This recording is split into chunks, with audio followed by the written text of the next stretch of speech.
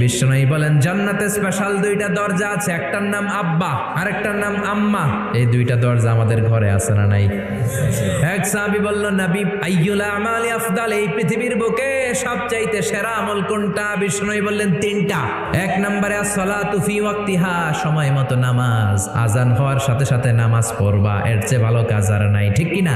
দুই নম্বরে বিররুল ওয়ালিদাইন, মাতা পিতার খেদমত করা।